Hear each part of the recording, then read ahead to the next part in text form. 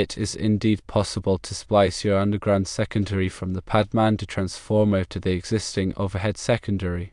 Let's discuss the considerations involved in splicing these cables. Firstly, cable types.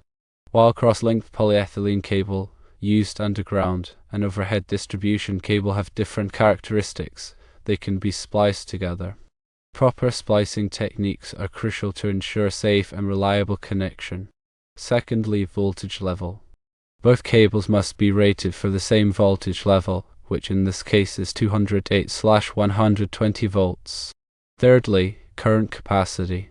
The underground cable, which is number 2 cross-linked polyethylene, needs to be sized appropriately to handle the current demand of the overhead secondary. The existing overhead secondary, consisting of 4 500 mcm cables and 2 sets of 4 300 mcm cables, might require reconfiguration to ensure proper load distribution. Now let's walk through the splicing procedure. 1. Prepare the cables. Cut the cables to the appropriate length and strip the insulation according to the manufacturer's specifications.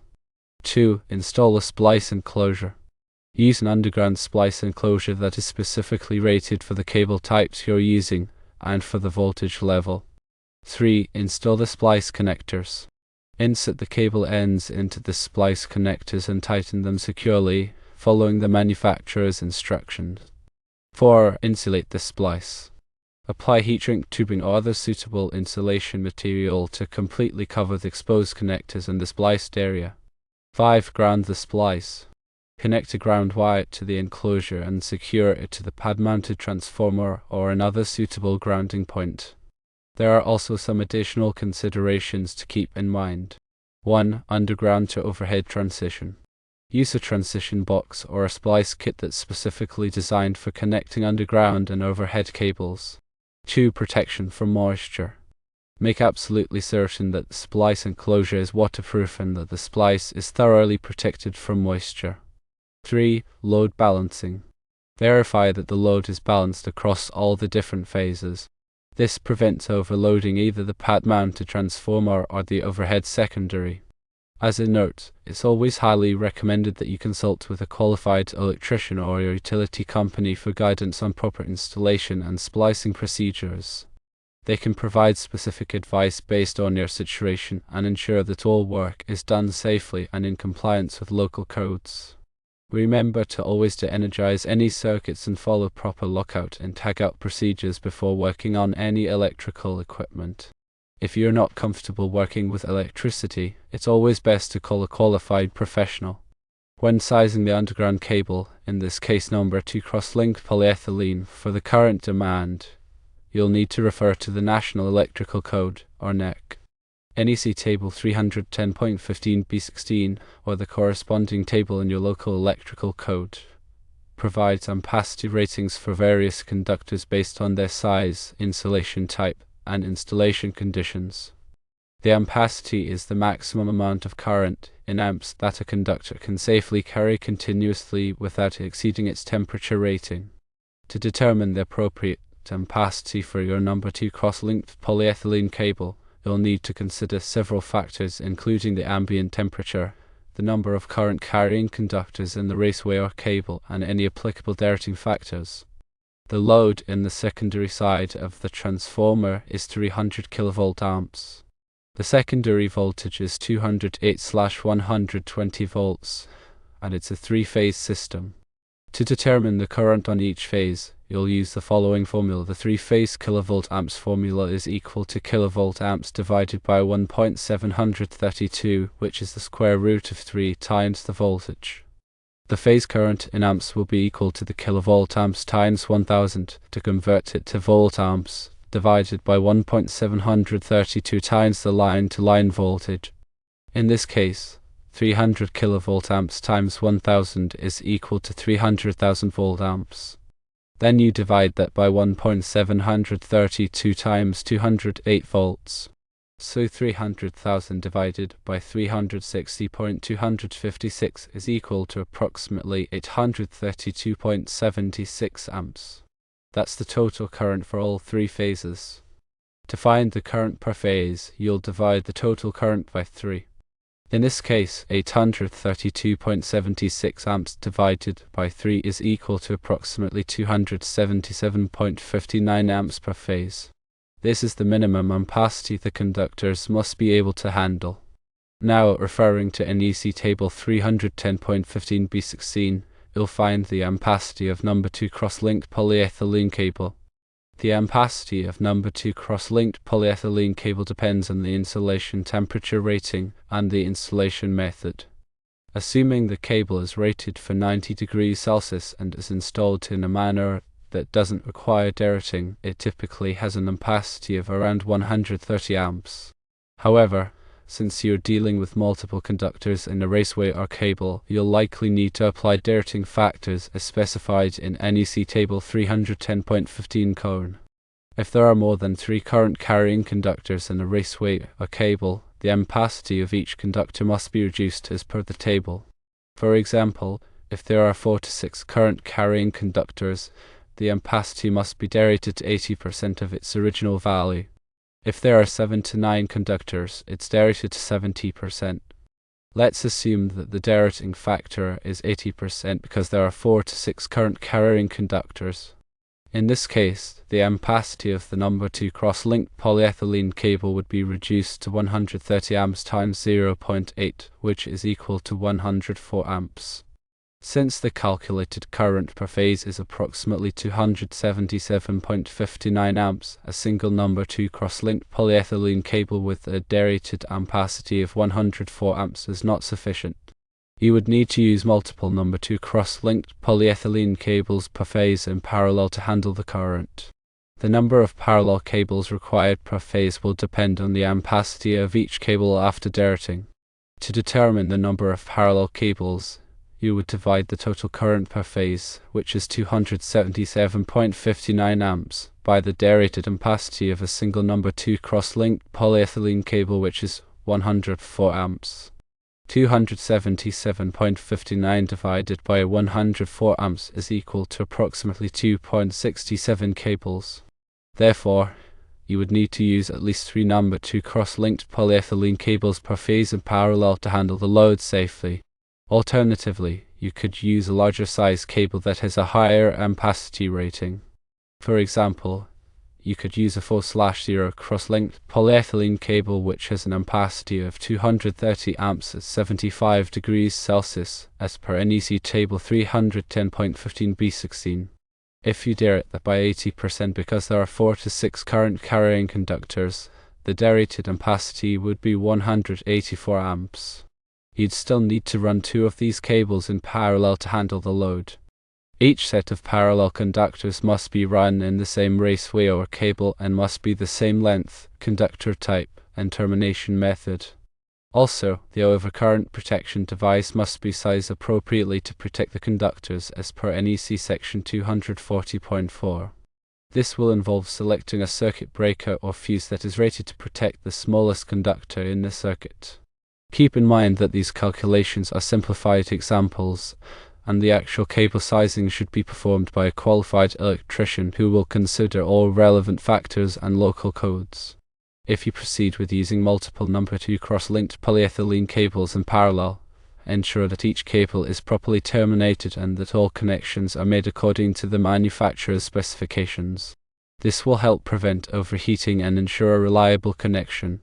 You should also consider using appropriately sized lugs and connectors that are rated for the cable size and type, and that are listed for use in wet locations if the splice is located in a damp or wet environment. When splicing the underground cable to the overhead conductors, it's essential to use connectors that are specifically designed for the purpose. These connectors should be compatible with both the cross-linked polyethylene insulation of the underground cable and the insulation of the overhead conductors.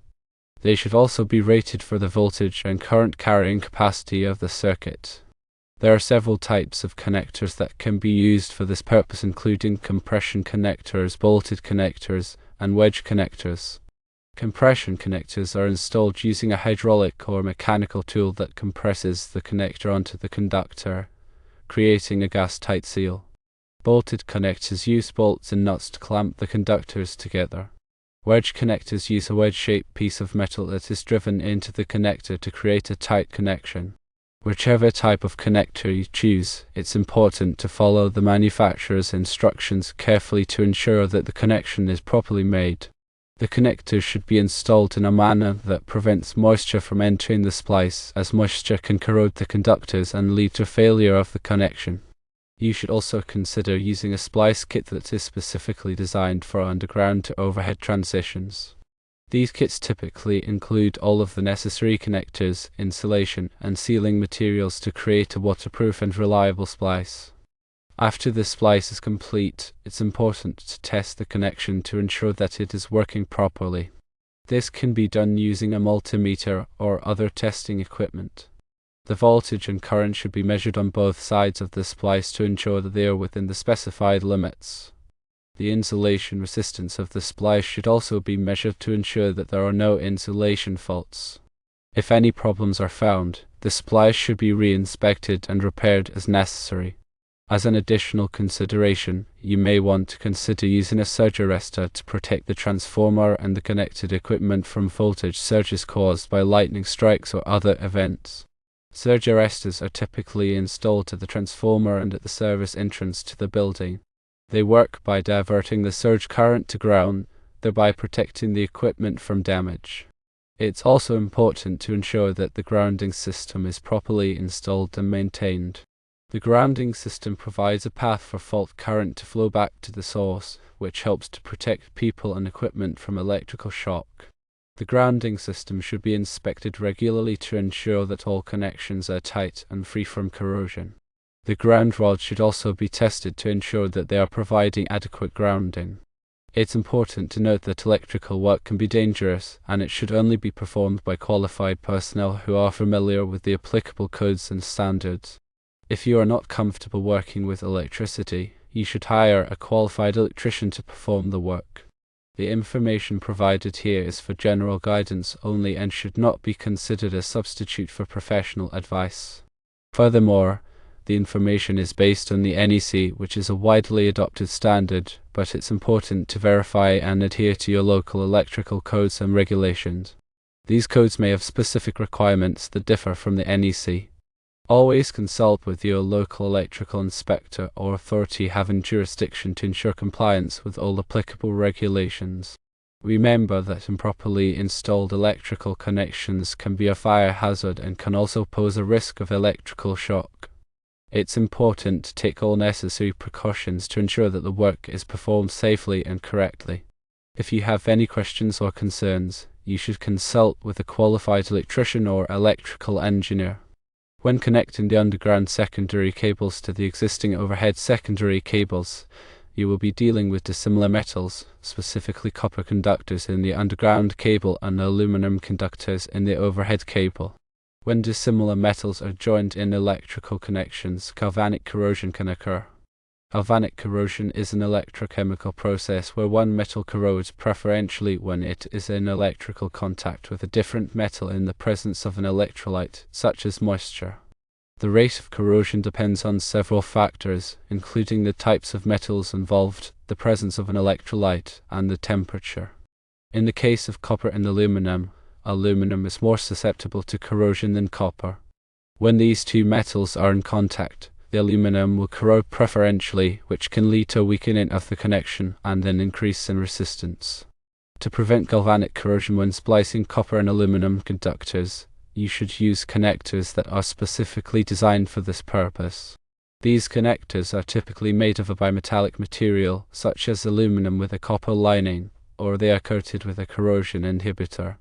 The corrosion inhibitor creates a barrier between the two metals, which prevents the flow of electrons and reduces the rate of corrosion. When installing bimetallic connectors, it's important to follow the manufacturer's instructions carefully. The conductors should be cleaned and coated with an antioxidant compound before being inserted into the connector. The connector should be tightened to the specified torque to ensure a proper connection. In addition to using bimetallic connectors, you can also take other steps to minimize the risk of galvanic corrosion.